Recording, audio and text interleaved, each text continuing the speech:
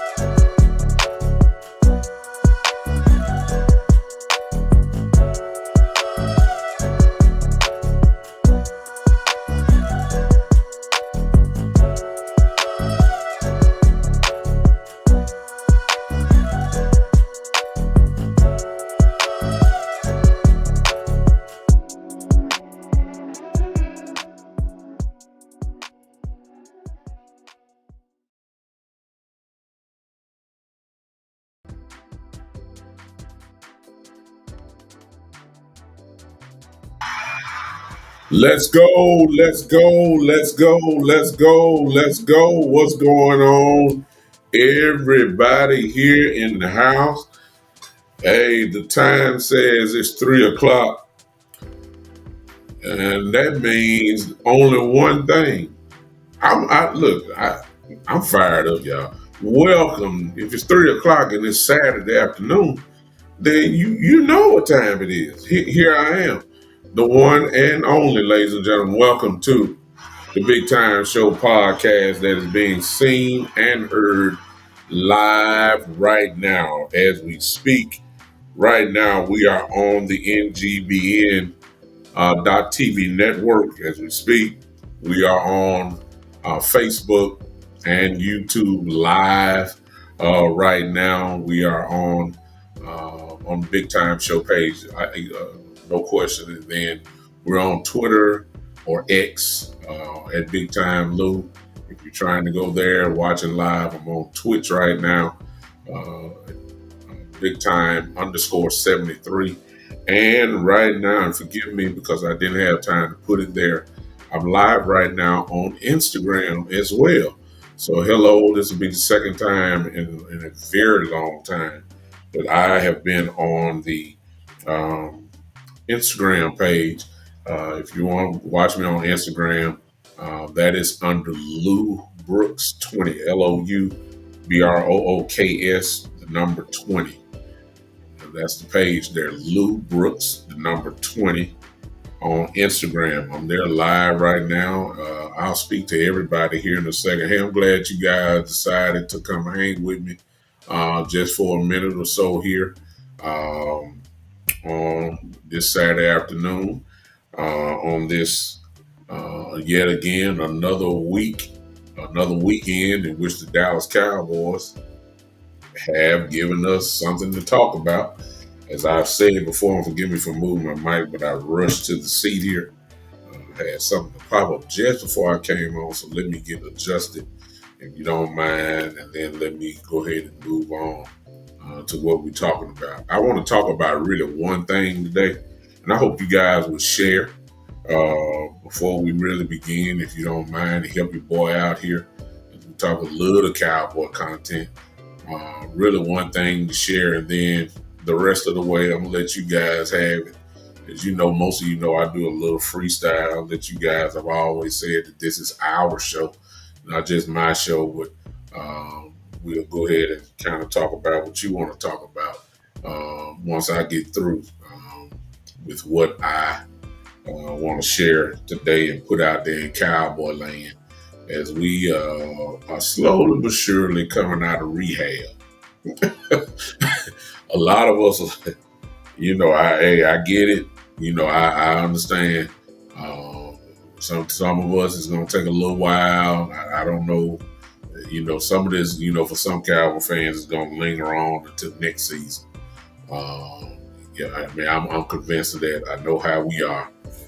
It is what it is. You almost have about 3 or 4 different set of Cowboy fans in here, so you just never know how it's long it's going to take for a lot of us to get over the complete meltdown and beatdown that we took from the Green Bay Packers in the playoff game. It seemed so long ago, but then at the same time, it seemed like it still just happened on yesterday. And for some of us, we're still here. But I am here for you. And where I am, I've moved on because we got business to take care of, and we're trying to do that now, which is partial of what I'm going to be talking about on today. Um, Y'all forgive me, but I'm still sharing. I want to share this to a group of people here. If you don't mind, I'm still doing it. Hey, why are you waiting on me? And I don't mean to hold you or bore you too long, but why don't we start this thing off right? Why don't we start it off by hitting that like button for me? Everybody here, go ahead and hit that like button. I need at least, let's go with 12 starting off. Every individual, if you don't mind, hit that like button about 12 times, smash it. It probably only take me about 2 seconds. Like bam, bam, bam. Use your thumb real quick. Do that. If you're on YouTube, will you please do me the favor of hitting that heart button? Give me about 12 likes on that. We'll start that off with that right now, if you don't mind. So let me share this somewhere else, and then we'll be able to move on here.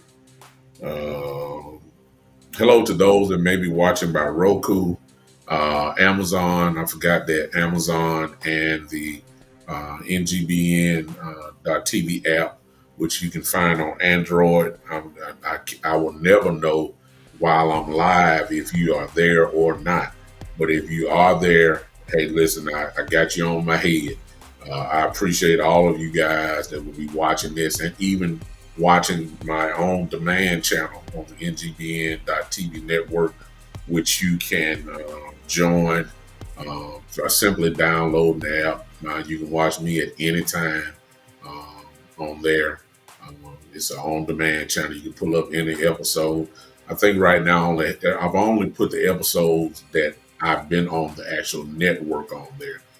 As you know, I got 3 years worth of, 3 years worth of, I guess you could say catalog, but there's no sense of putting that old stuff on there because, it's not relevant. You know what I'm saying? No sense of talking about 2020 and 2021. It'll be a waste of time to talk about that. So, just since I've been on, so I probably have maybe about 5 episodes that you can go and look at, excuse me, if you want to, and just enjoy, big time show, I guess, if you will. Matter of fact, I didn't really need all my friends to just download that app in support of this network that I've joined that has taken on the big time show, and it's a great endeavor. What we're doing, we're simply trying to save millions lives between the ages of 40, 50, 60. As I've always said, I can't put it no more clear. You'd be surprised the statistics of men who are losing their lives by suicide. That's not even, it's an even worse condition. Depression is a real thing. Depression leads to suicide. But we also are here for those that may have, consider themselves depressed, or they may not even know it. They're just depressed.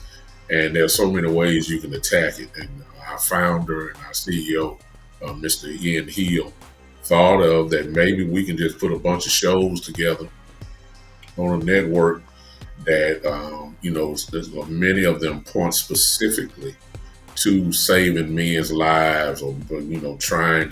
We have a fitness channel, we have a inspirational channel, we have shows that just all of them are geared to take your mind somewhere else.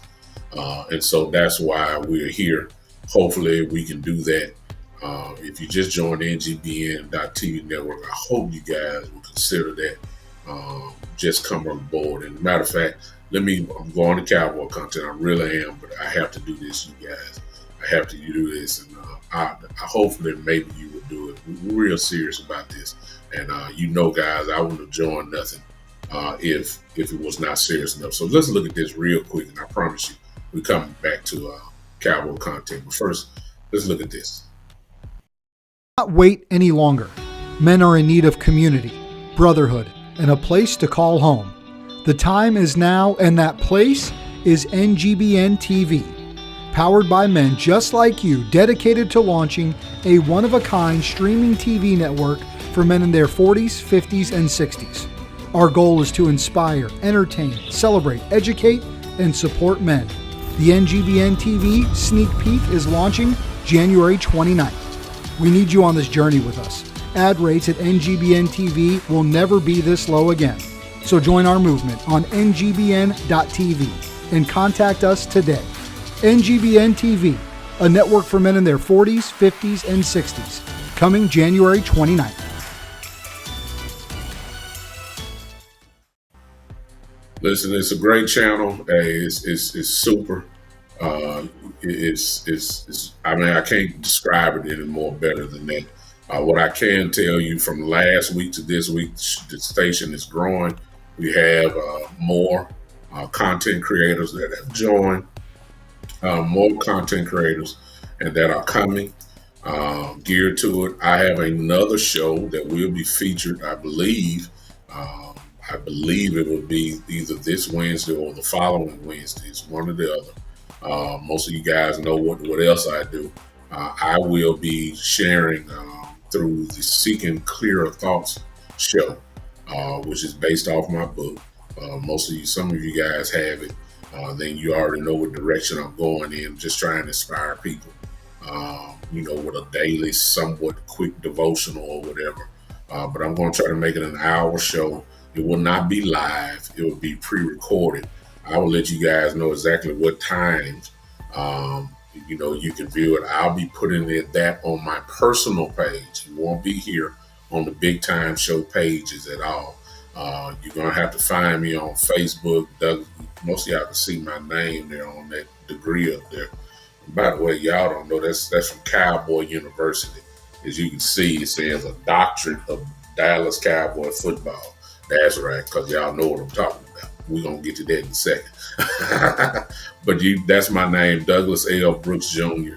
If you can find that on Facebook, just friend me and send me out a friend request. If you're interested in following my other show, it'll be on those pages, as well as YouTube.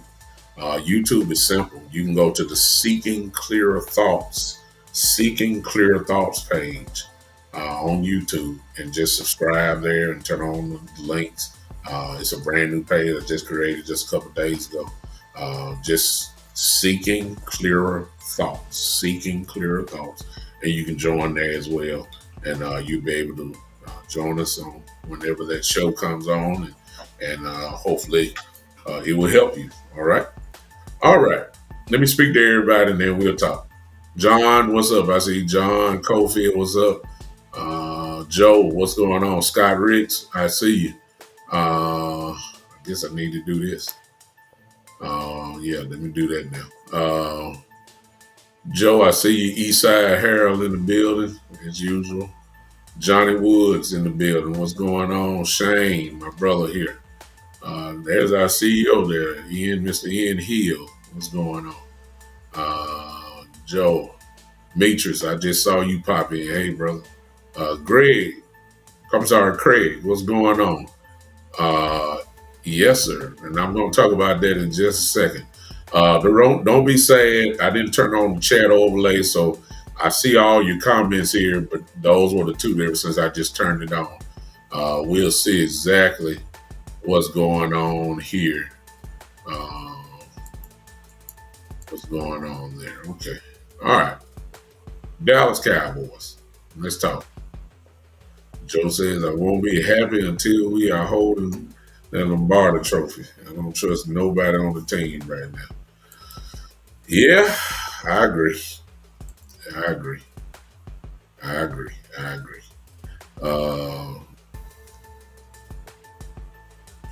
Uh, East Side here, I say, East Side is just so. He's just like he's a good guy, but he's just like a gnat. One of those annoying gnats that just be here.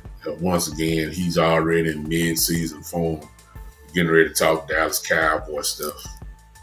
But here he come to want to talk about Houston, and I'm like, dude, you still ain't found a Houston Texans podcast yet. It's really sad. But let me say this: since he just did that, y'all.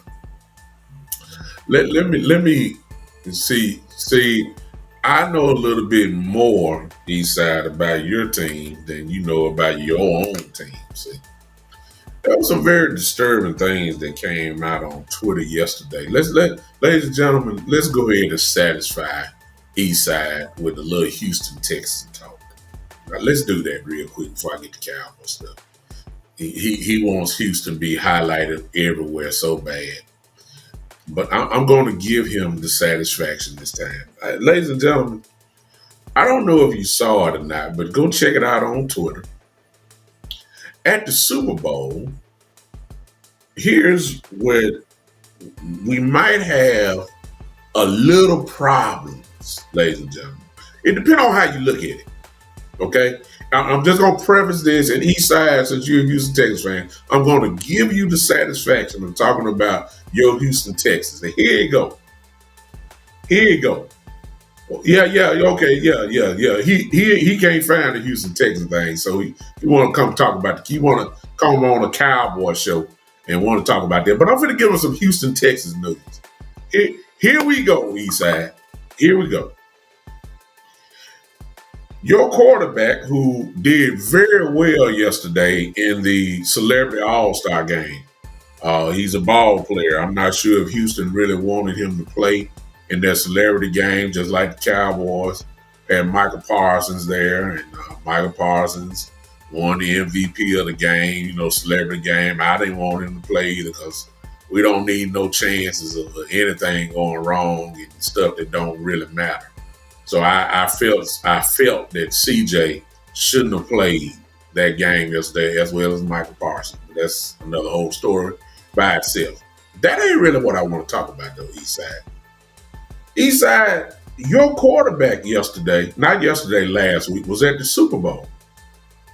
I don't know if you knew that or not. And CJ Stroud was in a press box.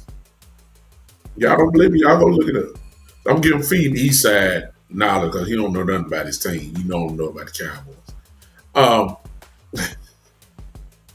CJ Stroud was not caught, but was sitting in the same suite that was paid and purchased by the Kardashian family.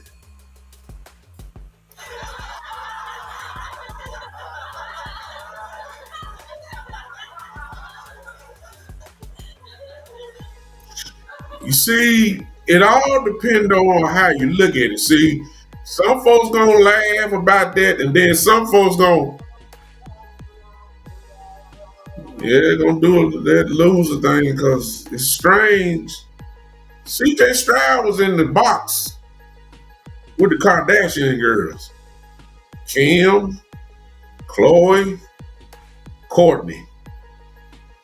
I didn't see the twins up there, but I wouldn't, they ain't gonna miss no grand event. They want some of that Taylor Swift type attention. CJ, who's 22 years old, sitting in the suite with the Kardashian women. Now, it all depends on how you look at it now. I'm just trying to help you. I'm just trying to help. Here's the track record of the Kardashian girls with an athlete, which if we all know, that's what they like. The track record ain't looking too good. It's just not. It's not. Matter of fact, there's nobody that I mean, it didn't just, it didn't start just with the girls. The mother, the mother, Bruce, messed Bruce up so bad that Bruce think he a woman. That's the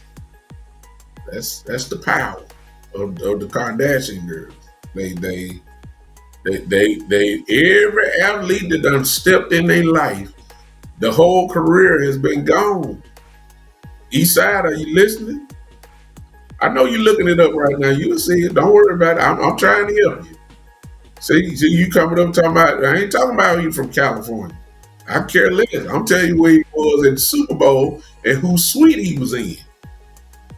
He's with the Kardashian women. The track record shows anybody, any man that messes with a Kardashian woman, they go down. Kanye was already somewhat crazy. Got with Kim. Now the man just, I mean, good Lord. He went. You got your faith in your brother. East side, I got some more news for you. I'm just trying to tell you now, you can pull this up too, which means I'm going from the Kardashian family. Did you know, East side, this came up on Twitter too. And I just want you to see what's going on here. CJ was seen coming from a celebrity softball game. Walking out, go pull it up, you'll see. He walked out with Amber Rose. Wait a minute. Kardashian girls, whichever one he got his eyes on. And now, Amber Rose. See, Eastside, instead of you coming here talking about or trying to figure out cowboy stuff, you might want to go on to Houston and talk to your boy before he get caught up in something. Cause he messing with legendary.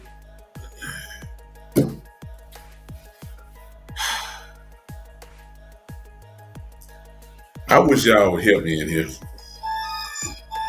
I'm just saying, these are the type of look. It make no difference what Kardashian girl it is.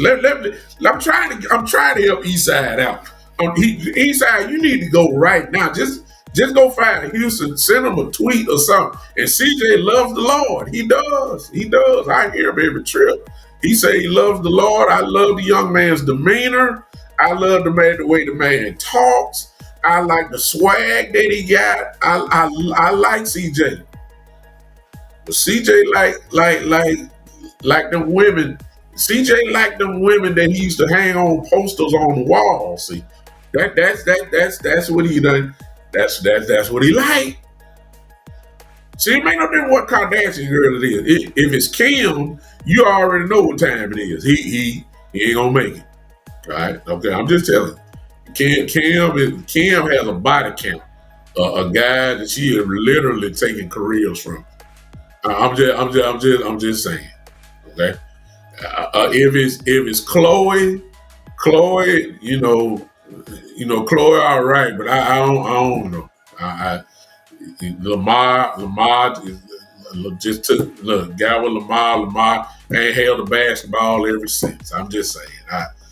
Lamar been in trouble. Lamar down there in Vegas done took residency in a one of them ladies of the night places. I wish I had a witness here. I wish somebody would help me. We can't even hear from Courtney no more. I don't know if it's one of them little twin girls. I don't know. I'm sorry. I mean, I'm not. I'm just saying. I'm not. The track record speaks for itself. That's all I'm gonna say. Somebody need to go talk to CJ. Quick. Amber Rose. I mean, come on now. Amber is legendary. I mean, in ways that yeah, man. Amber. He would walk. Go pull it up. Y'all don't believe me? Go pull it up. Go pull it up. He was seen walking out. She getting on the passenger side. CJ getting in the car. You know that is. I'm just saying, y'all. Young man, 22, Amber Rose, 40.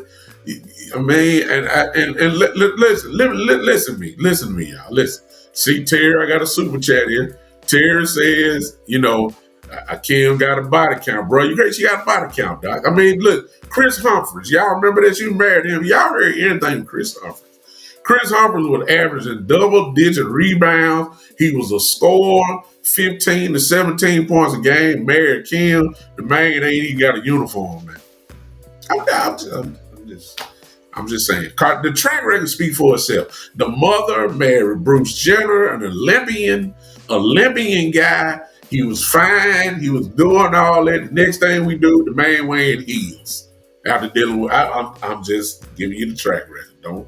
Don't judge me. I'm giving you the track record. His name, her name, whichever you want to say, is Catelyn Jenner. I'm just saying. He was Bruce. He was Bruce. Now he Catelyn. I'm just saying, y'all.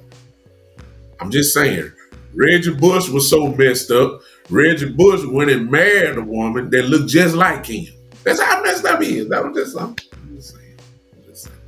I'm just telling y'all. Kanye need medical assistance now. He always needed, but it's further now. Kanye, we don't know what Kanye doing. Look. Kanye want to do a gospel album, and then he want to go lay in the forest and the track record speak for itself. Lamar Odom with Chloe, the man was a world champion basketball player. Then get with Chloe. Now the man was caught at the I forgot the name of the place in Las Vegas, just laying there, got his own room and a whole bunch of women the other night. Let me just say it like that. He's there. He took residency there. Just I'm just saying. Now some of y'all thinking it's good stuff. I mean, y'all think it's great to be with them. I mean, no. Yeah, Sugar Dad, I'm telling you. I'm saying the track record speak for itself. That's all I'm saying. I don't want CJ to fall into that trap. The man got something going for him. They latch on to the next biggest superstar. And then look, Amber Rose 40. We got a battle going on between Amber Rose and the Kardashian family. And CJ 22 years old. He just lost. I mean, it's just so beautiful on both sides. You know what I'm saying? It just he can't make up his mind. He young, This is the best quality of women that he like, just legendary fine. You see what I'm saying? And CJ just lost. He get one call. Here go one of the Kardashians, whichever one it is. Then the next call, here go Amber. Amber 40 years old. You know she trying to mess the young man mind up. Let me get to the cowboy content because y'all don't like me. I'm gonna stop. I'm just gonna stop. I'm just saying. Somebody, who is that? Eastside, help your boy out, man. Help your boy out. See, CJ may not be ready for that level. You understand? There's levels to this, and then there's ultimate levels. These girls destroy careers, Doc, and they trap you, and they just okay. He may not be ready. He's 22. He just got out of high school 3 years ago. Good Lord. He ain't look. Them little girls that was where he play ball at Ohio State. Man, please. Them little girls at Ohio State, this is a different level to this stuff, man. And they getting with him quick. I hear you, Eastside. See, that was gonna get you in trouble right there. I hear you, Eastside. I'm glad you said that. I wondered about it. Eastside said he just meeting and greeting. You know what? Eastside. And maybe see, and you know what? Maybe Eastside, you're absolutely right. Maybe I'm underestimating him. If he just meeting and greeting, that's fine. But the problem is when you get stuck. See, if you ain't getting stuck, then I'm with you, Eastside. I got to tell you. If he just meeting and greeting and say, hey, I'm gonna hang with you for about a week or two, then I'm going on about my business. If he's saying that and he's doing that, then I'm saying, okay, I'm sorry, CJ. But he's 22. You know what I'm saying? Ooh, 22 now. See what I'm saying? 22. It's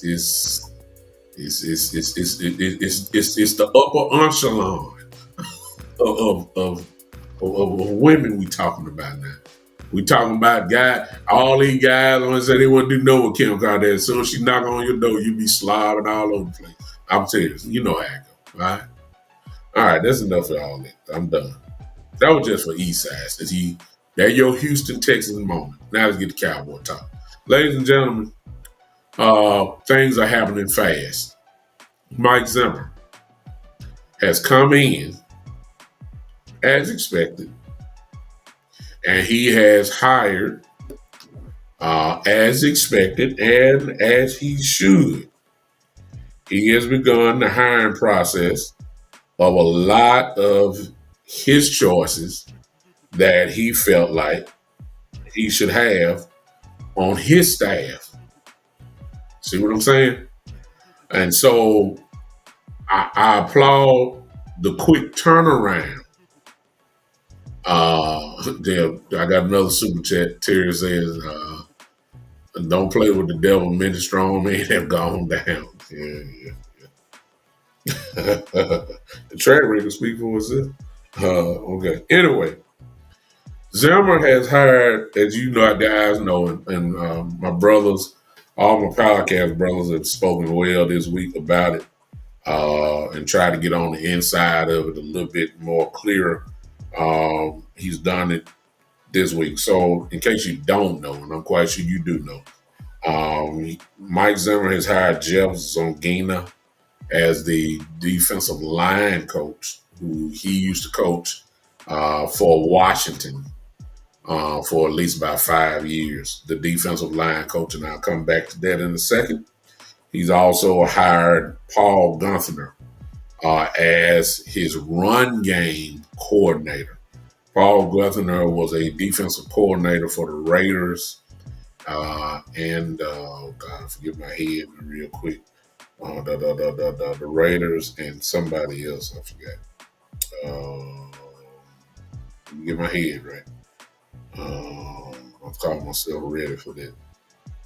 Well, until then, he also hired former Cowboy Greg Ellis. Most of us are familiar with Greg Ellis. Greg is the third on the all-time list, the third leading sack guy in the history of the Dallas Cowboys. A great player for us, solid player, a dependable guy that we all, if you guys remember that, for those of us who are kind of old enough to remember, he was a good Cowboy, no doubt about that. Like that for him. In the Bengals, I'm sorry. Thank you, Mom. That's right. Guthrie was for the Bengals. Now, let's retract that. Greg Ellis was a coach for the NIA and I think a Division II school, another one. So it's kind of, whatever he's done there is what it is. He has not done it on this level. But just because he has not coached on this level does not mean that he does not know what he's talking about or knows what he's doing. And most importantly, let me preface this by saying this. All right? Let me preface this by saying this. Cowboy fans need to, again, calm down. We need to calm down because whatever they bring to the table, here's the title. They are assistant coaches. They're there to teach, but really the ultimate responsibility falls on, of course, Coach Zimmer, who don't mind teaching everything because he's coached every level of the defense. Defensive line, linebacker, secondary. So they're going to really be following him. Of course, every coach needs position coaches. They will get their marching orders from Coach Zimmer, and then they'll take that to the field under the watchful eye of Mike Zimmer. So let's not act like, well, what, folks going crazy. Well, he hired Paul Guthner. He didn't do nothing. Well, he's not the defensive coordinator. He was the defensive coordinator for the Rams. I mean, for the Raiders and the Bengals. You see what I'm saying?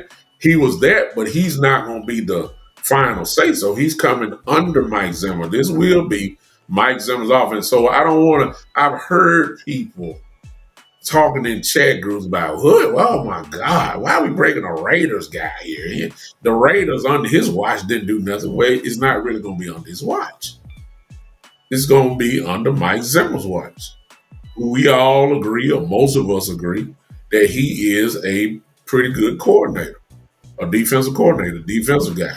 So let's not put all the blame on individuals. As far as assistant positional coaches goes, I think all of them are solid hires.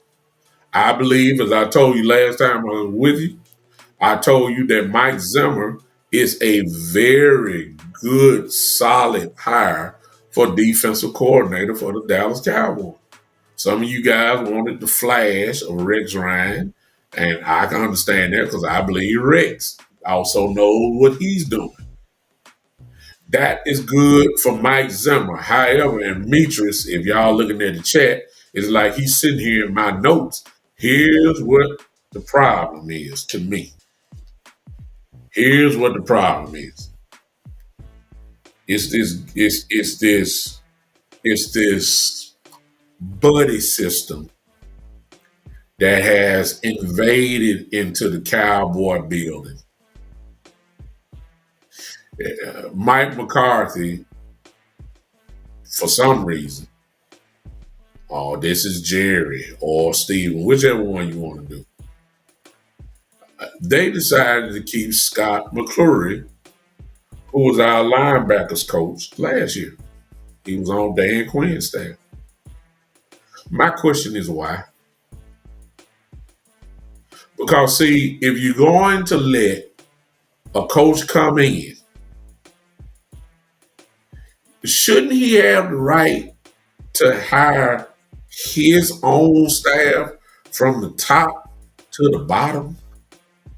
I mean, especially, nobody ain't going to admit it, but we all know here in the chat that we know that Mike McCarthy is on a 1 year, do it or get out of here. You either going to do it this year or you're going to get out of here. Now, do it defined. We all know that it's more than a wild card victory. I would say by now it's more than a divisional round victory. I'm saying in order for him to even start talking about keeping his job, he at least got to get to the NFC Championship game to even keep his job. So if you're going to let Mike Zimmer come in, at least if he only going to coach here for 1 year, at least let him fight his way. You see what I'm saying? I don't like that Mike Zimmer has to inherit a coach. This is the same mess that Mike McCarthy did when he first got hired here. He had to inherit Kellen Moore. I don't like the buddy system. Because it was the buddy system his very first year, talking about Coach McCarthy, that got us to be the worst ranked defense in a very long time. When he hired his buddy, Mike Nolan. See how that buddy system worked then? I don't like that. I am quite sure. I don't know. I have never talked to Mike Zimmer. I don't know him. Man, listen to me. I know Mike Zimmer knows a linebacker coach from somewhere. And check this out. I'm not blaming Scott McClurry at all for last year's play. That point would go to Dan Quinn because all Scott McClurry did was teach whatever Dan Quinn wanted. It was Dan Quinn that put Marquise Bell at linebacker. It was Dan Quinn that had Jerron Curse in linebacker positions. Now Scott McCurry had to try to teach him linebacker play and all that kind of stuff. It wasn't on Scott McCurry. That's on Dan Quinn. So I can't blame McCurry. He tried to do what he wanted to do, but I'm just saying, go ahead and just clean the slate when you bringing in a defensive guy. His job's on the line. Let that man, and this is, of course, is the most most talked about position in the offseason this year for the Cowboys. Like, who we gonna get as linebacker? I mean, where they coming from? What are we gonna go free agency? Or we just gotta get folks a draft, but we gotta get some linebackers in here. At least let Mike Zimmer pick the guy that he want to be his linebacker coach. It just don't make any sense to me that this guy coming in would like to come in and have to inherit a coach that he's really unfamiliar with, that he has to be forced to keep. That's not good business. You want to win, so what does that tell me? We headed down the same old mess. That's what they tell me. I thought they learned their lessons with the Mike McCarthy, Kellen Moore situation. I thought they learned their mess. I thought they learned, the lesson between Mike McCarthy and Mike Nolan. I thought they learned. They ain't learned nothing. They're doing the same thing. It's just recycled. It just have a different face. One year is inherit Kellen Moore. This year is inherit Scott McCurry on defense. It's the same game. It's the same thing, just different faces. It's the same situation. New coach comes in, Mike McCarthy. He inherits. Fast forward a couple years later, defensive coordinator, new coach comes in. He inherits another coach. You won't let him do his own staff. See, this is why I can't get. I got to stay like this, y'all. I have to stay neutral because the Cowboys will have you taking blood pressure medication. The Cowboys will have you just have you go to bed with headaches. With some of the stuff and they're already starting off with some of the same mistakes. And yes, I'm saying it's a mistake because I know Mike Zimmer knows a better linebacker coach than the young Scott McCurry, who y'all seen in the chat as being described as a Mike McCarthy guy. I know Mike Zimmer knows a guy. I know it. Strike one, as far as I'm concerned. It's not right, y'all. It's not right. It's not right. It's just not. It's just not right, and I have a problem with it because when you say you're all in, and all this points back to Jerry, there are certain things that proves. No, I ain't gonna say that. I'm gonna say it. See, if I'm a reporter, I want Steven, I want Mike McCarthy, and I want Jerry Jones in there, and I grab a microphone like I'm on now, and I would ask all three. I almost need to do separately though, because I don't want to hear the same thing three, because everybody know to line up together with the answers. I would love to ask them individually and ask them this one simple thing, a request. I would like to know, would you please define to me what all in means? That's what I want. Because see, I know what the fans' version of all in means. See, based upon their answer, that would kind of let me know how the year is gonna go. I want to know what all in really means. Because I guarantee you, without me asking them, we all know, or we should know, that all in is quite, they're all in is quite different from the fan base. So we already know that. I would just like further definition of what their all in means compared to just some of their counters, some of their other teams in the league. That's what I want to know. Cause see, I know what the Rams version of all in is. I know what the Tampa Bay Buccaneers version of all in means. And most of all, I know what the results were when they decided to go all in. They got a banner up in the air. They got a banner up there that say World Champions. That's what I know.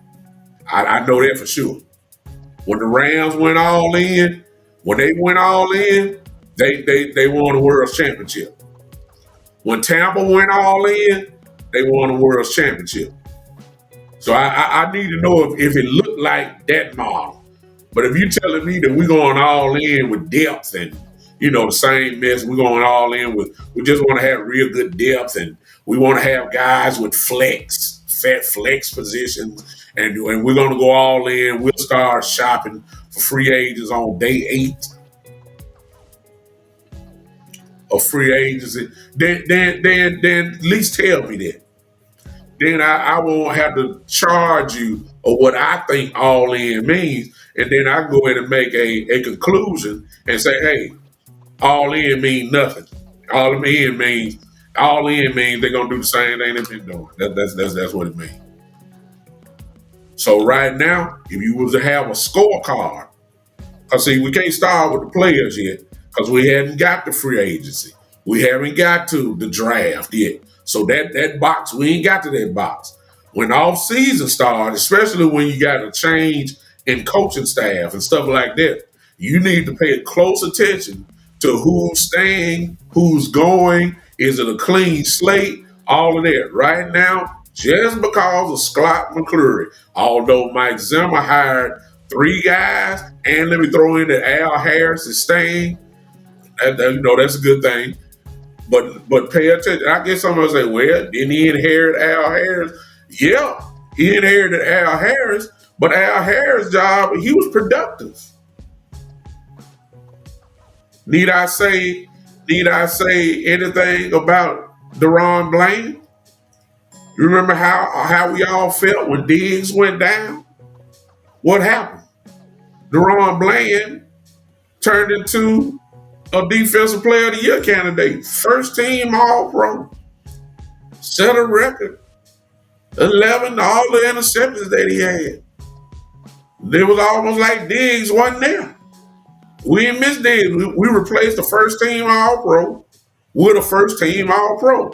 A lot of that, as you've heard the team say, came from Al Harris. So I don't mind Mike Zimmer inheriting a productive coach like Al Harris. I don't mind that at all. I applaud it. But when you say Scott McClure, and I'm saying like, okay, what's on Scott McClure's resume? Hello. I mean, hey, other than him being Mike McCarthy's friend, what's on his resume? Give me something to hang my hat on about that. So the way I look at it is, the check boxes start in the front office and the coaching staff. I can't check the box. Neither one of them. Because Jerry Jones said the buck stops with him. I'm quite sure Mike McCarthy went to Jerry Jones and spoke on behalf of Scott McClure. And I'm quite sure Jerry Jones went and told Mike Zimmer, you can get your whole staff, but we're going to keep our linebackers coach. That's what happened with Kellen Moore. I can't give credit for that. Because if Mike Zimmer knows a better linebacker coach, he should have the right to pick his own coach. So Jerry, and the coaching staff, that's Mike McCarthy. I can't check the boxes. Now, Since they done went on with that, and yes, that one hire messes me up because hey, if I'm all in, I need the best coaches. They ain't got necessarily be a name. I know there are linebacker coaches that are better than Scott McClure. I know that for sure. I know it. I know it. And so I can't check the box. So since that's the way it's gotta be, the two boxes that I consider, they ain't checked. So now we gotta move on. So now what we're waiting on? Free agency now? Okay. We already know how that's gonna end up, right? I ain't getting my hopes built up. Then after that, we go to the draft. It's starting to look like, ladies and gentlemen, the same old movie once again. See, I thought, you know what is a shame, y'all, Cowboy fans? It's a shame that we are more ticked off than they are. See, I remember, I didn't agree with it, but I remember a lot of y'all saying, fire Mike McCarthy, which means you find the whole staff because a new coach will come in, get a hold of it. I saw some of y'all saying fire Dan Quinn. We didn't fire Dan. Dan wouldn't just accepted another job. If Dan Quinn wouldn't accept the Washington job, trust me, he would be right back in Dallas because they love Dan Quinn. So I don't see the changes. I thought they would be so ticked off that if you're not going to do the Dakota staff, we would see. And I have to admit, we still got days before free agency start to see if there's really some real changes, if you really want to go after it. But as I said before, our definition of all in and their definition of all in are two different things. Two different things. So I have a problem so far with what I'm seeing.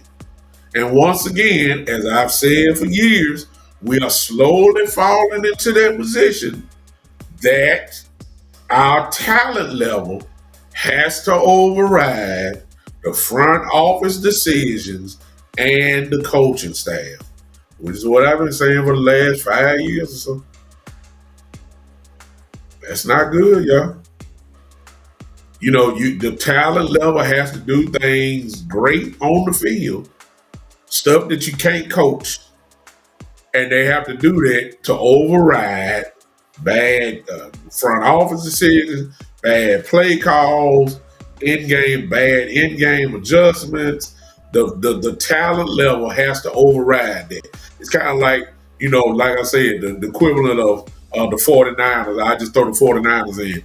It's almost like Brock Purdy throwing just a swing pass or a little bubble screen to Deebo Samuel.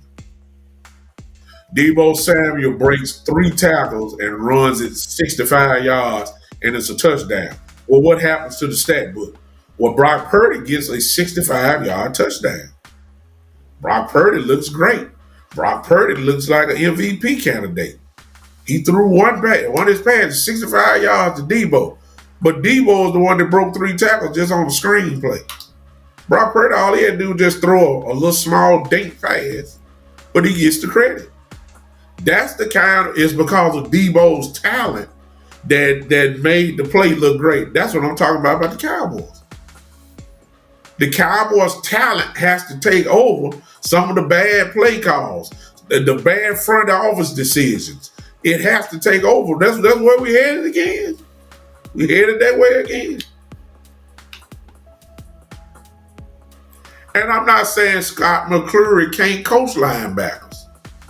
I'm not saying that because I don't know, because Scott McClure ain't never had no linebackers. Dan Quinn gave him defensive backs for linebackers. I don't know what he can coach. I'm just saying I know Mike Zimmer know a better linebacker coach. Let him coach the way he want to coach, especially if he only gonna get his 1 year. Because if Mike McCarthy gets fired, unless the Dallas Cowboys have plans for Mike Zimmer being their head coach, that's the only thing they're gonna save him. Because the coach ain't gonna come in and inherit, you know. Because if the Cowboys wanted me as a head coach, you're not gonna tell me Mike Zimmer. You can hire everybody, and Mike Zimmer has to be your defensive coordinator. No, sir. If you want me that bad, if you say I'm the guy, I'm telling you right now, I need my whole new coaching staff. That's my negotiation. If I can't have my offensive and defensive coordinator, what you want me for? I don't like his style. I don't like it. I don't want that. I got a coach in mind that I want that system developed. I can play football that way. That would be my negotiation. Don't inherit me no coaches. I ain't that desperate. But hey, you got some coaches that are. I get it. I get it. Let me break off that. That's really what I want to tell you guys. I had a problem with that. I really do have a problem with that. I don't like the inheritance. I don't like the same old movie that I'm seeing already. I'm already at the point where I'm ready for free agency now. Because the coaching staff is in. I see what you're saying. I see. I see my partner Marlon says Wilkes is now available. He knows how to prep versus Shanahan offense. Yeah, but I love Wilkes. If y'all don't know the defensive coordinator, he's a scapegoat for the 49ers loss. They done blamed him and they fired him. Anytime you can hold Mahomes, all the way to the fifth quarter, under 20 points, into overtime, you can hold the Kansas City Chiefs to under 20 points in a game. You know what you're doing on defense. They use him as a scapegoat and they fired him. Would I like that? But does Wilkes want to come back and just be a position coach? I mean, come on, man. He already hired Gunther, so the defensive coordinator, Gunther is whatever he's called, the run game coordinator. I'm sorry. Then you fire the man, and our jobs are filled out. So I don't know. Would I like that? Yeah, he would. A guy like Wilkes would help, without a doubt. But we know that's wishful thinking. You know what I'm saying? I really got a problem with that. All right, ladies and gentlemen, I am going to do this real quick. Let me talk about my sponsor, and then I'll talk about what you guys are talking about, and even open up the phone lines on this freestyle Saturday. Y'all keep the comments coming. While I talk about this, I need everybody that's here, go ahead and hit that like button for me, please.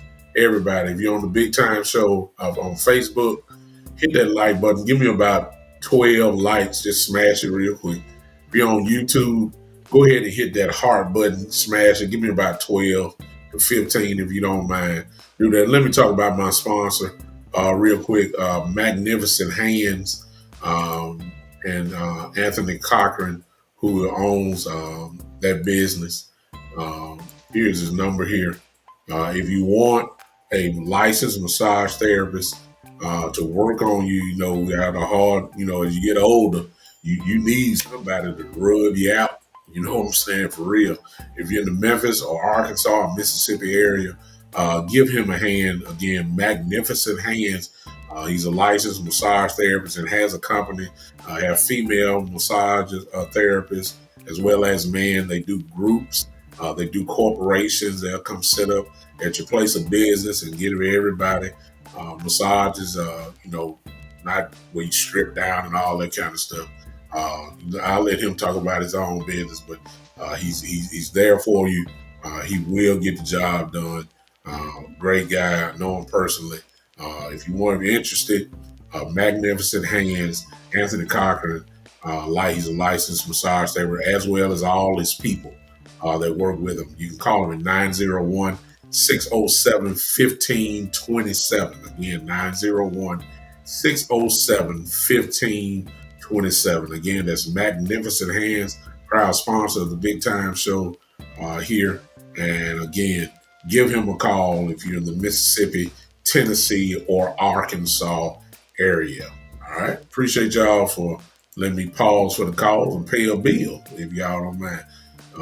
Hey, I'm just having somebody decide they want to sponsor the show. You know what I'm saying? That's great. I'll take it. If some of you, if some of you have your own business, you want to promote on this show, you're more than welcome. You can. All you got to do is get in touch with me. Very simple. Let me know that you're interested in it, and this is how you do it. You can do this right here on your screen. Just email me at the Big Time Show 3 at gmail.com. The Big Time Show 3 at gmail.com. We'll talk and then we'll send you some information and see if you're interested. Of course, it's not free, but you know, it's reasonable. You can do that on there as well. Okay. Just hit me on that email there, Big Time Show 3 at gmail.com, and we can talk further. All right. Appreciate you. Let me go to the chat line, and the phone line is open now. You can go ahead and call in if you want. Let me get that set up. Am I set up for it? I think I am. Let me put this on so I can hear. All right. Yeah, I can hear you. So if you call, I won't miss your call. I'm going to be fair to the people that call just in case you do call and someone is there on talking. I'm going to wait until they get through and then I will call you back for that. We got about another 55 minutes to go. So the line is open. Let me go down some of these comments right now. And let's see what you guys are talking about. See what you guys are talking about here.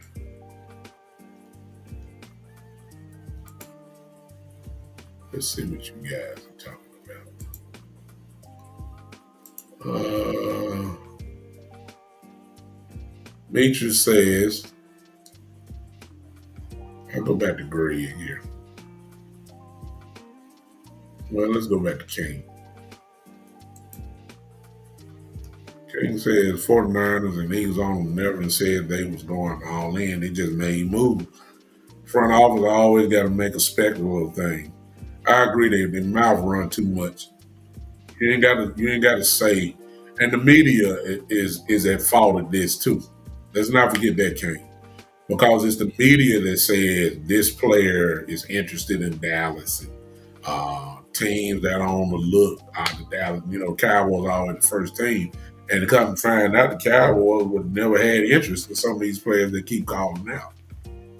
See what I'm saying? So it's really more the media if you say that to me. But every time it's the same playbook, and we're gonna hear more of this, you know, in a couple of weeks. They're gonna say Derrick Henry is interested in the Cowboys. That's all you're gonna hear. He should go to Dallas and all that kind of stuff. And the Cowboys may be looking somewhere different.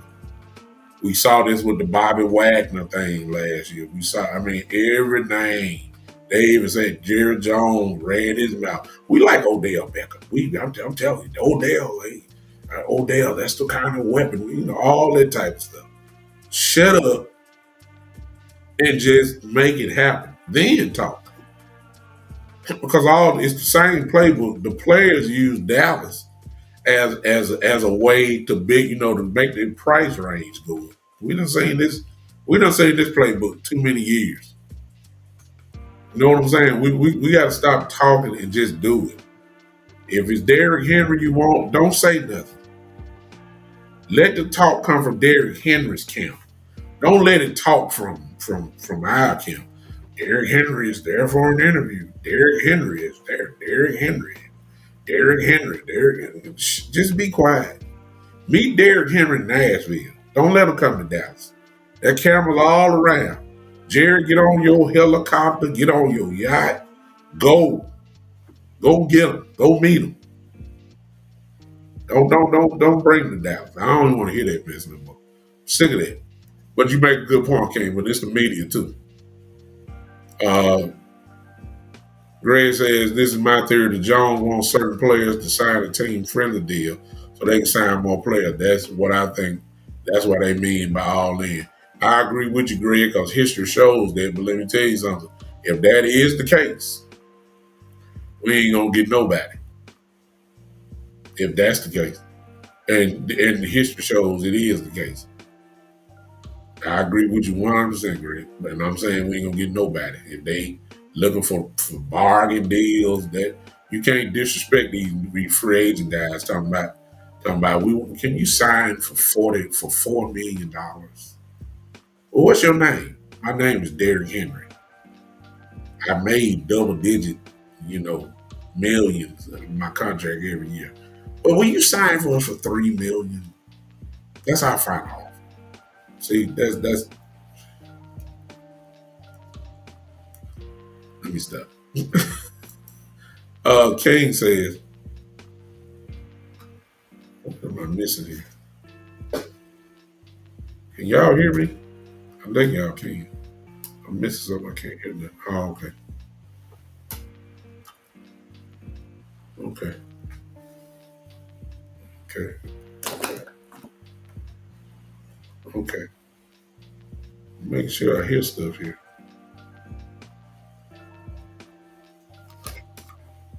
Make sure. All right. Well, anyway, I can't hear myself. I can hear myself, but I'm not hearing something else. Uh, can you guys hear me? I'm just making sure. I need you guys to let me know. I know y'all can because y'all would have said something about that.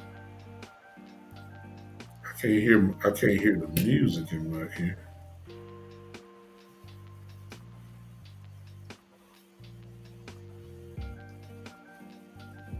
Okay. All right, keep moving. Anyway, okay, you hear me? Thank you, Ted Cowboys. Hey, how you doing? I'm sorry I didn't speak to you. What's going on? Uh, Marlon says Zimmer can coach linebackers himself. Yeah, he can. Which may be but they made him and they made him inherit Scott McClure, so he got to do something. Mitra says all in is what Rams did 2 years ago when they got Von Miller, Bobby Wagner, Odell Beckham, and Matthew Stafford to win the Super Bowl. They mortgaged the farm, and it paid off. They got a banner in there to say they were the best in the world that year, which is why they did it. They knew that the Super Bowl was going to be played in their home stadium. They went out and got all those guys that you see there, and some kind of way was able to fit it all under the salary cap. Hello. They did that, and they won a World Championship. And they said, "Forget the future. We gonna go ahead and do it this year. We know what we're doing. We know we're gonna mess up. We know, but it's all worth it if we have the trophy and the banner hanging up in the building. And it is worth it. It's worth it." And the Rams showed also. Fast forward to last year, the Rams showed there was great coaching and good drafting, the few draft picks that they have, they're gonna get a Puka, whatever his last name is, and he's a Pro Bowl wide receiver. And they find a gem in him. Then you get Cooper Cup back. Now you got two killers as a wide receiver. You still got Matthew Stafford. You find a great little running back. Nobody talked about it. Guess what? You back in the playoffs. A couple years later, still got Aaron Donald even though he's not what he once was. But an 80% Aaron Donald still probably better than everybody. They went to the playoffs. So they mortgaged the farm, but they got some more meat on the farm. They got some more cattle that came in. They right back where they was in the playoffs. Just all depends on how bad you want it, Demetrius. You see what I'm saying? It just all depends on how bad you want it. Tampa knew that Tom Brady could retire. And they knew he could retire at any time. He's 40 plus years old. The Tampa Bay Buccaneers said, we ain't got time to be developing and drafting. We got to win right now. That's what they did. When Tom came to Tampa, they said, "Oh no, whoever say they want to play, Leonard Fournette, come on. Whoever else want to come, and Dominican Sue, come on, sign them up. Whoever they wanted, whoever's gonna help them win the Super Bowl. Tampa Bay said we ain't worried about next year. We ain't worried about the year. Tom Brady is here now. He still can play. We gonna go ahead and go after it. What happened? World champions. So you can't argue with the success. You can't. It's hard to win. It's hard to win. I'm saying, how bad do you want it? That's all I'm saying. How bad you want it? Greg says again, this is my theory. The Cowboys have the talent on both sides of the ball. The biggest issue is the coaching. He said they don't look like they on the same page. Look at all the losses, especially the playoffs. Can't argue with that at all, Greg. Can't argue with it. Freddie, I don't know if Freddie's still here, but appreciate you popping in. Freddie says Mike Zimmer needs some dogs on his defense. Stephen Jones better do his job. Oh, yeah, because Zimmer is a physical style coach. We don't have time for no more finesse guys, you know. And I'm quite sure Zimmer is going to bring that to the table, but you got to let him have his guys. And that may include free agency. If you talk about winning, how bad do you want it? I'm saying the same thing. How bad do you want it? Can't give me a bunch of finesse guys. Kane says if they don't get Wills, they not going all in. I don't think they're going to get Wills because they already filled it out. I mean, you hit the spots are already there unless you bring them into. Well, no, you can't. If you're going to tell me Will's going to be my linebacker coach and make Scott McClure an assistant linebackers coach, then I see it. But the spots, as of right now, I feel. Al Harris, secondary coach. Scott McClure, linebackers coach. Uh, well, we don't have Greg Ellis, defensive line coach. Gunther, run game coordinator. Then Zimmer, of course, is the defensive coordinator. I mean, all the spots are filled. I'm not saying you can't add on, but I don't know. I don't think they will go after a guy like that. I think I think the coach staff is set. I really do. Joe says, how do you expect to sign Dog when you got Dak wanted a big contract with CD, Lamb, and Parsons waiting to be the highest paid linebacker? Well, that is also true. And you know how the Cowboys are, you know their language. Well, Dak is going to take up the biggest piece of the pie. And you can't do all the things you want to do when, you have a salary cap and the quarterback takes up the biggest part of the pie. Let me tell you something. I'm not going for that either. Patrick Mahomes signed a 10-year, whatever it was, crazy deal in the world where it's a team-friendly deal where he can, they can manipulate his salary every year if they want to, give him all his money up front and then he'll only count $1 million on the salary cap. They can do that. And ain't no player gonna turn down a big front load of money. There ain't no quarterback gonna turn it down if they can walk away from the table with a $70-some million check, and if they can care less what they count on the salary cap because they got their money. The Cowboys don't even practice that. They don't. Just because you signed Dak Prescott to a whole thing, it don't mean that he have to stay there. You can front load his money and just put it on the salary cap. Let's just throw off at it. Let's say he does get $60 million. Well, why his signing bonus could be 52, 53. He only count for that 1 year. Only $8 million on the salary cap. What can you do then? See, there ain't no excuses. But they do it with Mahomes every year. They front load some of his money to him so they can keep signing guys. With the end of the thing. It's a way to do things. Cowboys just don't do it. They act like they don't know how to do it. Instead of running that same excuse. And everybody else had a pie. Matthew Stafford had a pie. It's like somebody just said, they signed Odell, they signed Von Miller, they signed all these other guys. I don't want to hear it, man. I just don't. Learn how to do what other folks do. It's just this simple.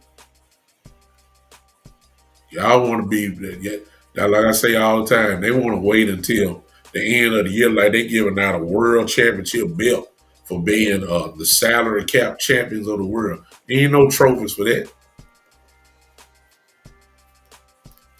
Give me a break, man. I want to hear that. So I agree with you, Joe. At one point, if the Cowboys do it like they usually do, yeah, then you don't expect dogs because they're like they don't know how to work the cap. Kelvin says they're not even going to get a running back in trade. They will hype up the draft. That's the Cowboy way, Kelvin. They'll bring in a running back that on his last legs or something, and try to make you know you know and that's the Cowboy way. And I'm saying you done tried it your way for 9, 10 years. It ain't getting you nowhere. Sooner or later, you got to change this stuff. You got to try something different. Everybody else done it and done got results out of it. You can't. If you give the players, if you give the right players, you can take it to the next level. This draft and development way, you've tried it. It's produced Pro Bowlers. It has produced all pros, but it has not produced championship. It has not produced playoff wins. So you got to change some of this mentality to get over the hump. That's what I'm saying. Uh, TA, I'm sorry. TA say TA Top Cowboys big time was up. I'm not even excited. This new coaches, potentially new players. I want to see it all come together on the field. Well, you're right. We gotta wait though. We got a long way to go before that day comes. And we'll see. Let's see what we lining up with first, and then that'll give us kind of a clear outlook of the way things will go. I'll tell you one. I'll tell you one thing that we need to start saying now, y'all. You know, we need to start saying this now, so it won't be such a shock when it happens. We need to start saying now. We need to hold expectations on one Trayvon Diggs because he's just coming off of ACL. Even though he hurt it early, and by the time week one gets here, he's see that's one good thing he had it early in the year. To when we start week one, he would have had almost 2 years, about a whole season actually, and part of a whole season just to really get ready. But we all know that knees coming off of ACL that first year, you ain't quite yourself. So we need to really be careful, especially as a cornerback, where you got to cut, where you got to stop on a dime, where you got to shift and all that on a knee. We saw Michael Gallup struggle off his ACL. He wasn't the same, and some say he will never be the same. Y'all dang near wanted to crucify Terrence Steele this year. Remember though, he was coming off of ACL. It was his first year back. I expect Mr. Steele to be incredible next year. Seriously. And the same ones that talk bad about Terrence Steele, I believe we're gonna be praising him next year. He was coming off a knee injury, an ACL. I don't know too many guys these days that come off ACL and are back to their regular selves the following year. There are struggles that are involved. The knee swells up because they had that type of pressure on them. They ain't been rolling. You know what I'm saying? Trayvon Diggs ain't gonna have that type of intensity. You really believe Trayvon Diggs gonna play in the preseason? No way. You really believe Trayvon gonna be practicing that hard? No way. They're not gonna let that dog loose. That dog ain't gonna get loose until week one. And then what you're hoping for is that he's okay. But is he really gonna be Trayvon Diggs based off a torn ACL? The stopping, the cutting, the jumping, the tackling. I mean, come on now. We might have to we're gonna have to be patient. Gonna have to be patient with Trayvon now. See, a lot of y'all think he's gonna come right back. And look, he very well may be. He may be that different of an athlete. But we gotta leave him some room. He ain't. He coming off a torn ACL. And just cause y'all see him walking on the sideline, that don't mean nothing. I'm telling y'all now. Y'all, we gonna have to cool out. Hey, con man in the building. I ain't see you, bro. Con man, Mike in the building. He said quiet as kept ball. Mike needs to stop doing the damn podcast during the season and be more focused. Dallas needs to give Micah the go and do what he does best. I agree 1,000%. I believe that Michael needs to. If I had it my way, he wouldn't do the podcast during the season. He wouldn't. He too much of a target, and then he only knows one way to talk. He's an aggressive type guy. He's a confrontational type dude. Plenty of swag, love to talk, and he ain't changed. I would ask him to shut it down during the season. You got, for these 20 some odd weeks, let's dedicate to nothing but pure football. We don't need you talking to other teams. We don't need you commenting on other teams or games and all that kind of stuff. It is what it is. Let's just shut it down. Folks will be glad to follow you after the season. You're a popular guy. Look, football. And Mike Zimmer might be that type. Mike Zimmer might tell him. That's another question. I wonder how, because there's a lot of stars on 19. It's going to be interesting to see how Zim coaches them. Because he's had stars before. Now, if you look at his track record, Mike Zimmer's had Pro Bowl guys, All Pro guys in Minnesota. I mean, lethal dudes. Everson Griffin, uh, Xavier Rhodes, Harrison Smith. There's another down line, Joseph. I mean, this dude has had some real dogs. Anthony Barr when he was healthy and younger, of course. Look, he's had some dudes. Patrick Peterson. He's had some guys now. He's had some guys.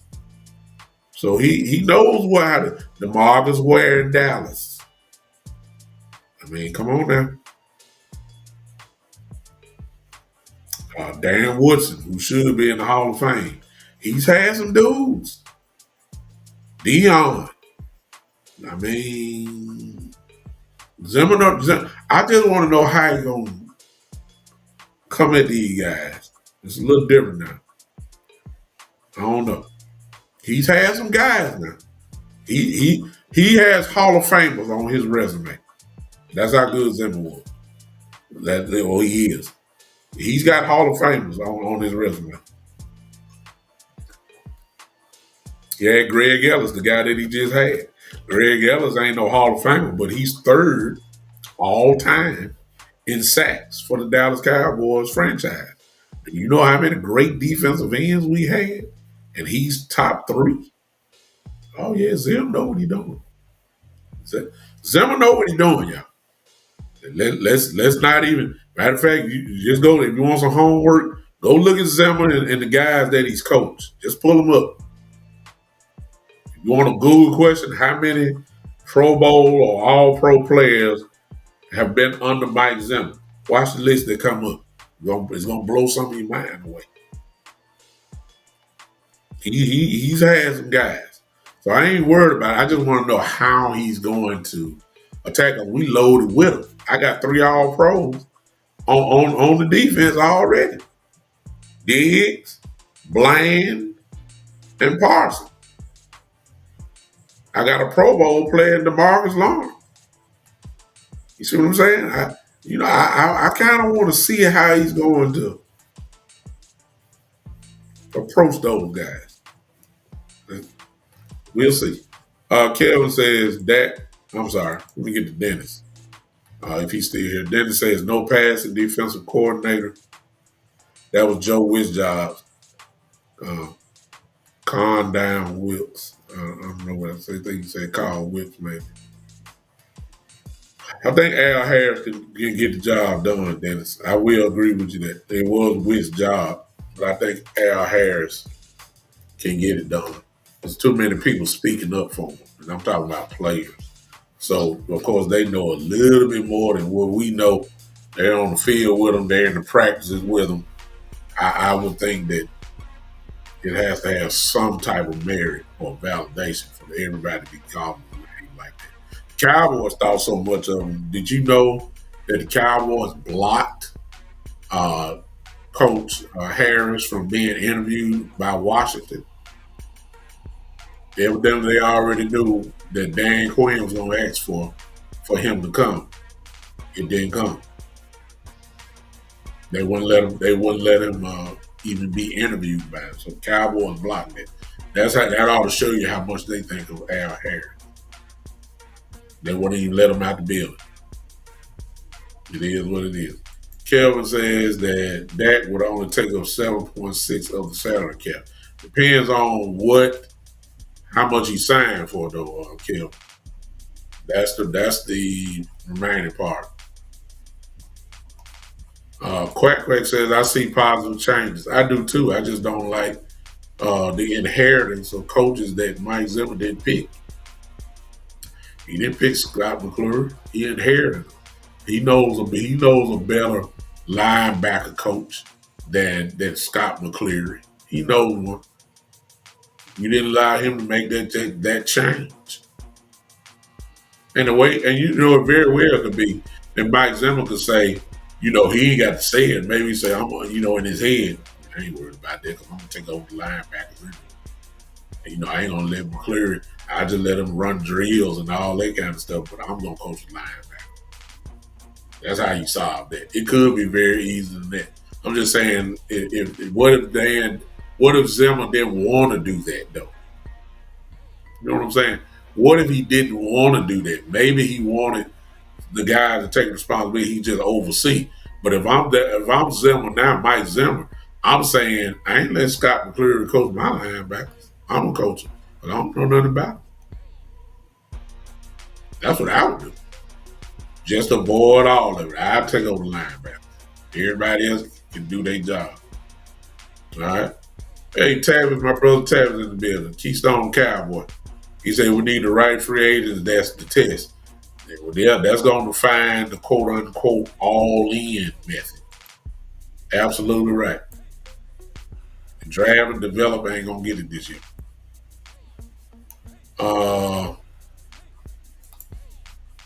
Shane says let's try and be optimistic about free agency this year. If the Cowboys stand pat, why then did they keep McCarthy? Free agents would tell the Cowboys all in exactly. You're saying the same thing that Tavis is saying. That's going to tell us all what we need to know. I agree. Okay, Joe said he disagreed with something. I think Greg he disagreed. Tavis said is 717. I already know.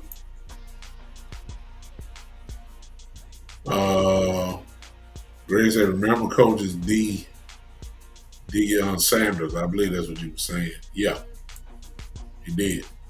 Yeah. Chris says, what's up with you? What's up, Chris? What's going on, bro? Appreciate you popping in. I'm just going down the list here, catching up. It's freestyle Saturday, y'all. Y'all carrying the conversation. Now, Greg said the difference between Quinn and Zimmer. Quinn is bells and whistles. Zimmer is nuts and bolts. I'll add on with you. I'll say that Quinn is a player's coach.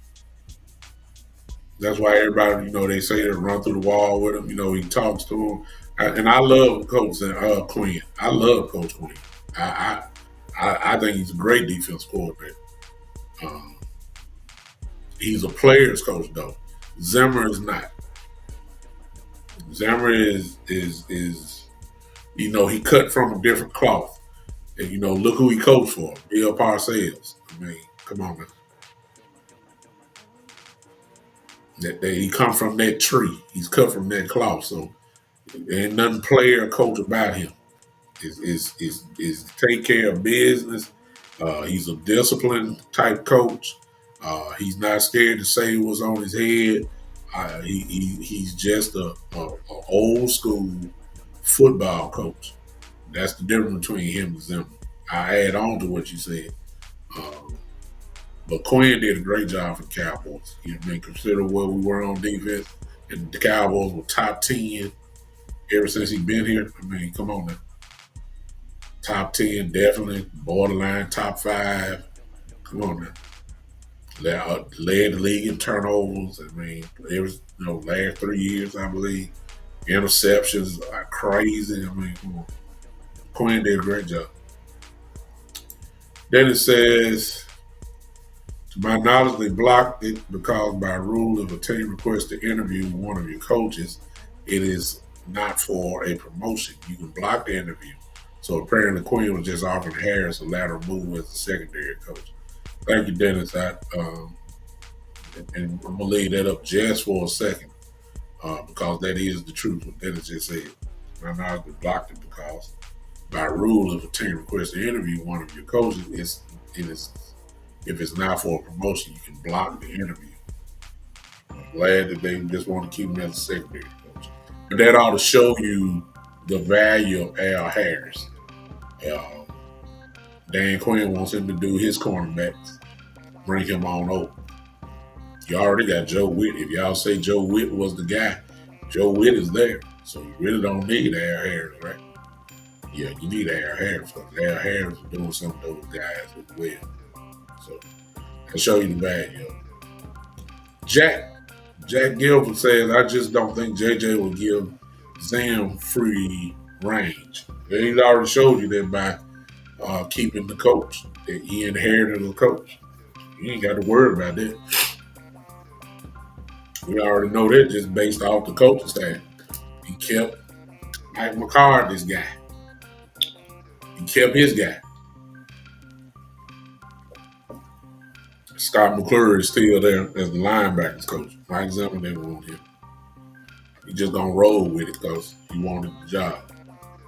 So it is what it is. Joe says, get it here first. Joe says, I don't understand why is everyone so excited about Mike Zimmer. He's been out of football for 2 years. Well, he ain't forgot how to coach, Joe. He ain't forgot how to coach. And he's been keeping up the same way like Mike McCarthy did. He was out for two. He really wasn't out. He just wasn't in the NFL. He was Deion Sanders' consultant, if you want to use that, defensive consultant. He was on staff. He was still in the game. If you listen to Coach Zim press conference, he said that he kind of was keeping up with the game and new concepts and all that kind of stuff, studying film, analytics, and all that kind of stuff. And the track record again shows that his defenses have, pretty much done pretty well. Uh,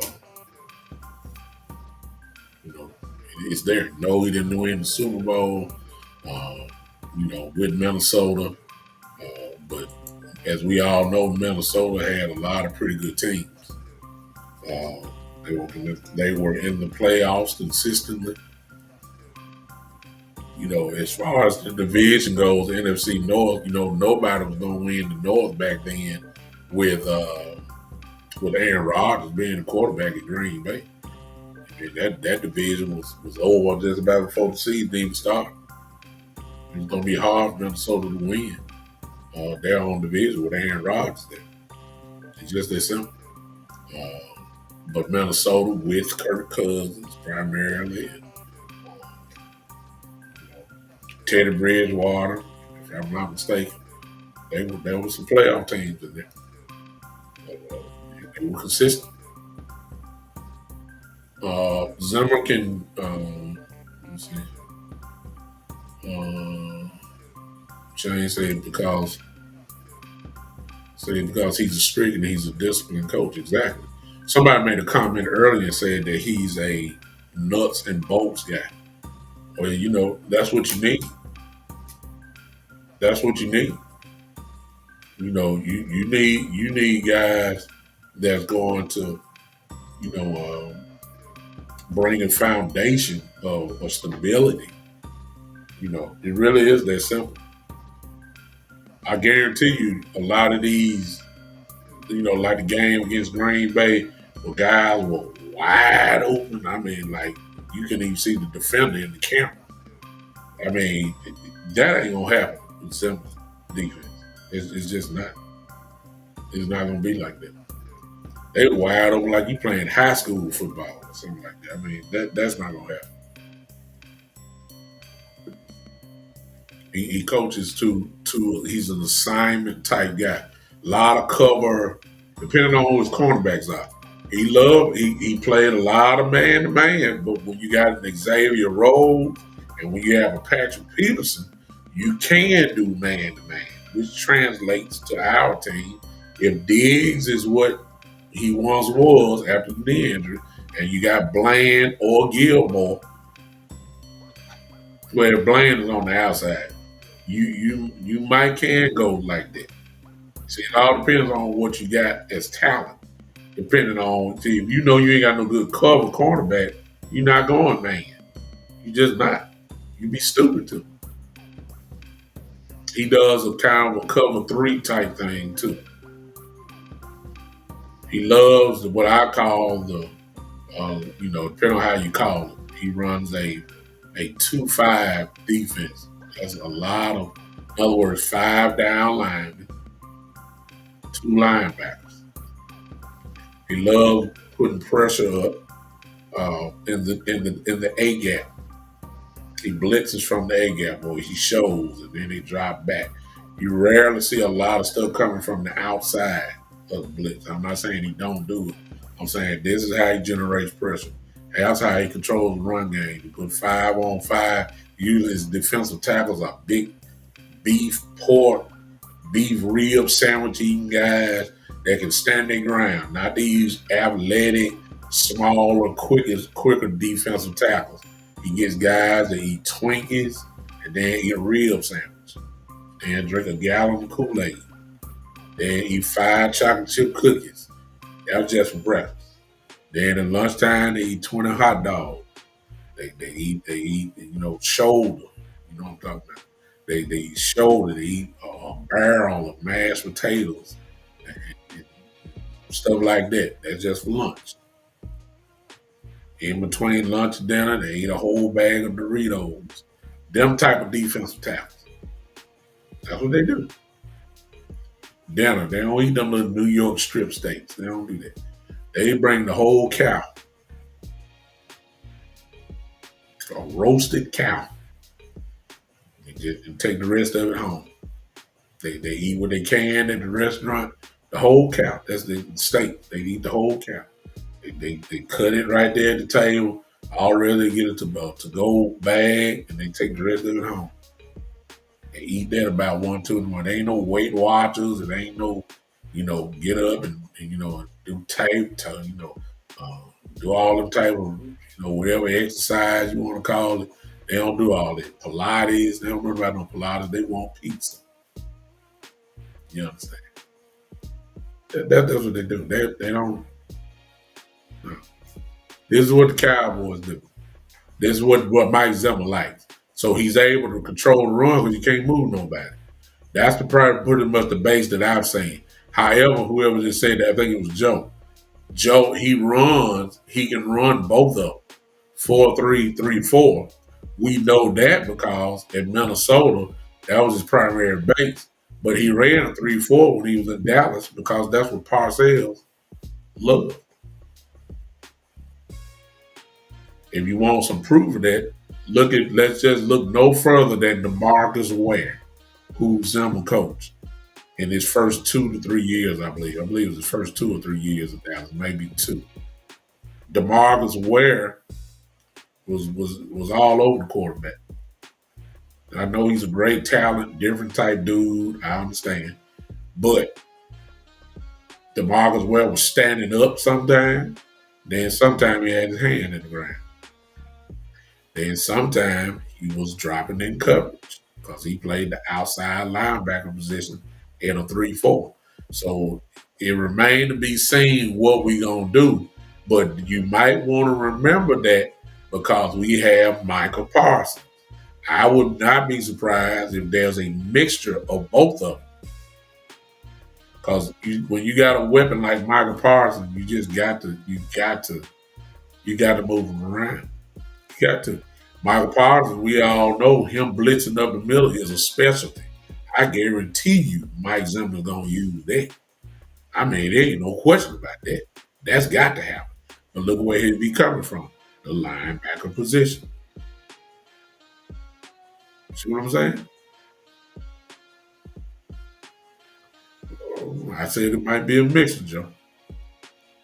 It might be a little mixture. And keep in mind, there's another thing that you're forgetting though. Now I'll get to that in a second. I'm coming back to that. Greg said, let's see the Cowboys are going to do. Let's see what the Cowboys are going to do in free agency and the draft after the Harvard playoff loss to the Packers. It's a 50-50 chance Jones will go all in. First thing first, sign Dak to a new deal, then go from there. Exactly. That's the playbook. So you got to sign Dak first because you need to know how much money you got left for the salary cap. Common sense. You got to do that. Joe says, we don't have players at linebacker to run a 3-4, plus D-Law struggled playing a 3-4. Yes, you do, Joe. It just depends on can they get on the field. Because see, at this point in time, there's one guy in particular that I think is going to take it to another level. I'm calling it right now. I know some of y'all will say, oh my God. Sam Williams, I got a feeling, is about to turn it up now. Because it's his third year. And by your third year, you got to know what he really is. Now, right now, he has this label of being a penalty guy and all that kind of stuff. But they ain't telling the whole story. The real whole story is he's a guy that causes a lot of pressure. And he can get to the quarterback. So, Joe, I'm just saying this. On a certain package, you could put Sam Williams down on the line and you can have Michael Parsons play linebacker. Just saying. You got to put Sam Williams on the field. Got to put him on the field this year. And if you put him on the field, he's good against the run. He's a big dude. Lord knows he's quick. He can get to the quarterback. Now, the question is he going to get a late hit on the quarterback? Or is he going, I'm just saying. He's fast because he plays the gunner position on special teams. I mean, he's a huge man that can flat out run. What was his 40 time? I believe Sam ran a 4.4. You see what I'm saying? Sam. See, we got some answers, I feel. There's some answers that's in the locker room already. You ain't got to go draft a DN. See, we got to find out about some of these guys now. Sam is young. No. I believe Zimmer. I believe that's the one that Zimmer really gonna put his sweat into, and he gonna talk bad to him. Cause see, he can do that to him. He gonna talk bad to him. He gonna pull the best out of him. Lord knows Sam has the talent. I'm telling you, a coach like Zimmer would make Sam Williams turn him into a dang monster for real. I'm serious. That's the guy that I'm looking for to take a big jump this year. And you can run a 3-4 if you put Sam out there. Mike ain't got the Michael. But see, and then the other thing, Joe, is you forget we do have the draft. We do have free agents. It don't necessarily have to be Michael Parsons at outside linebacker. You very well may have Michael Parsons in the middle. You could, especially on them packages, them blitz packages up in the middle in the A gap. You know Michael coming from there. So I mean, that's just a case of let's see where we at when preseason start, or you know, right in preseason. We're not right in preseason. Let's see where we are in week 3 of the preseason, and then we can come back and say, okay, we still got a hole here, we got a hole there, but it's too early. But I really believe in that Sam Williams tape that I believe. I really believe that. I believe Sam Williams will crank it up, which is going to relieve a lot of things. Hey, Chris. Yeah, Greg says Sam. Exactly. Sam Williams look like a Zimmer guy. Exactly. Exactly. Exactly. Chris said exactly. Sam has been playing like a monster out there. I see. I ain't the only one who's saying this. You see what I'm saying? Chris says our biggest problem is we didn't use the best players we had for what we need to do.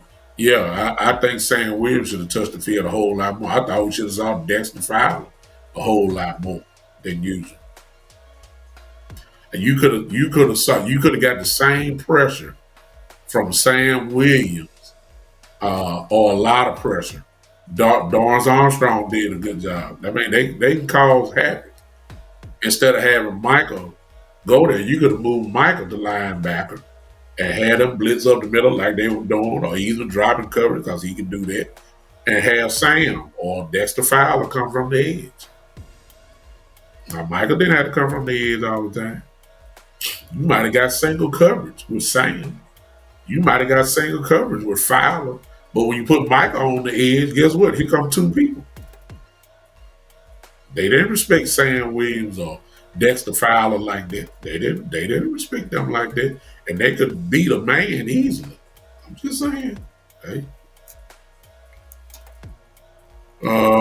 Shane says, what would you do with D. Lawrence after his comments? Would you keep him or trade him? I keep him. He's still great. He's still great against the run. He still can cause pressure.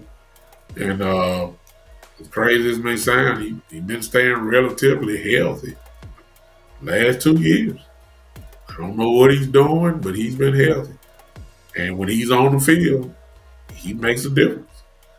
See, some guys you just gotta let talk, but then when you finish letting them talk, you say, okay, what has he done? Okay, when you ask that question, then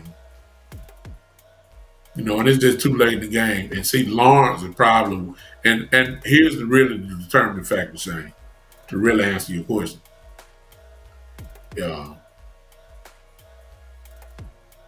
I think his contract is up. I think it is. I don't know. I may be wrong about that, but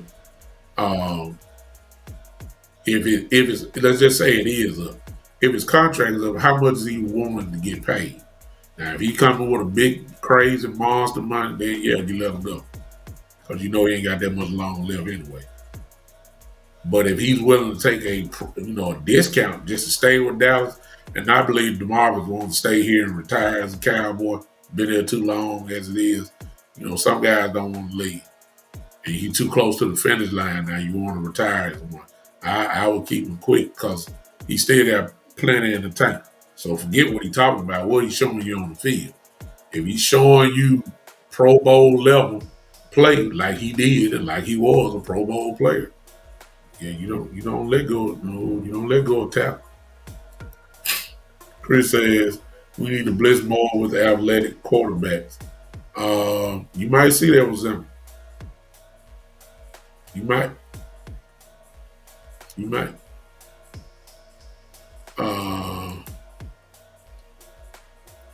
Zimmer likes to blitz the A gap exactly. Imagine A. Williams and Micah partisan bad blitzing up the middle. There's one more name, Greg, that everybody done forgot about too. You got Overshawn coming back. See what I'm saying? See, the talent is there. We're gonna have to be fair with Overshawn, like I talked about Trayvon Diggs. Overshawn is gonna be coming off a knee injury, ACL injury as well. So we got to be careful. But Overshawn got hurt in the preseason.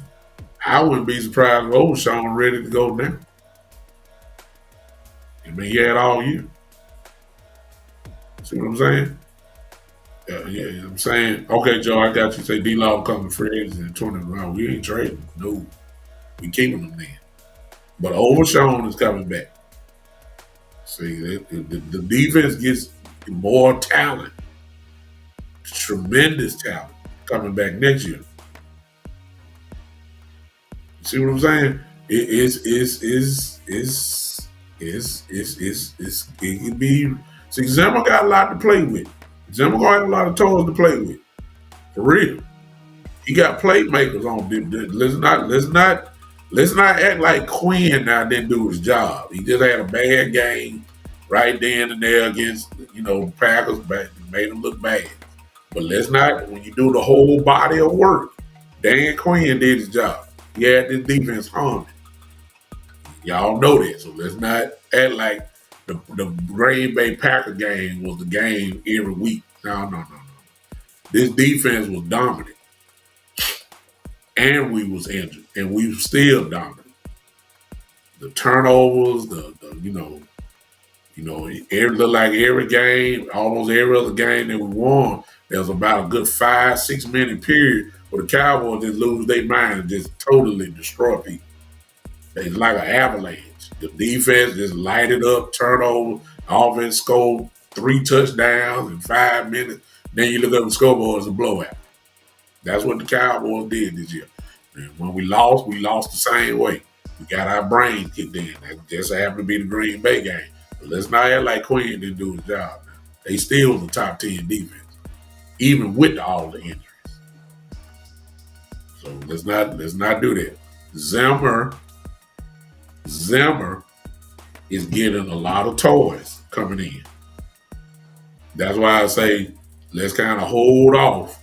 Let's see if they add a free agent to it. Let's see how they figure it out as far as draft goes.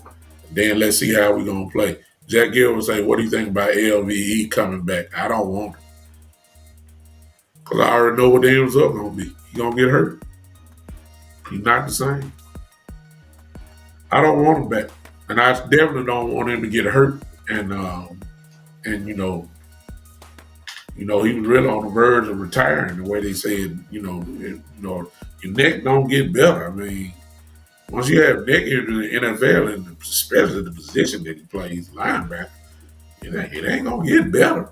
No, I don't think he should play again. If it was that severe when they're talking about retirement, I don't care.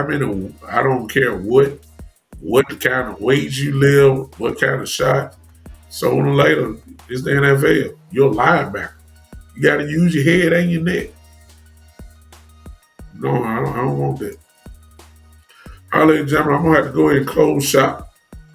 I appreciate you guys so much for coming and hanging with me. I'll be with you guys on Monday at 8 o'clock Eastern time, 8 o'clock, 7 o'clock my time. I appreciate you guys for hanging with me so much. Thanks for all the chats. Before we leave, everybody hit that like button for me again. My producer's telling me it's time for me to get off, and it is.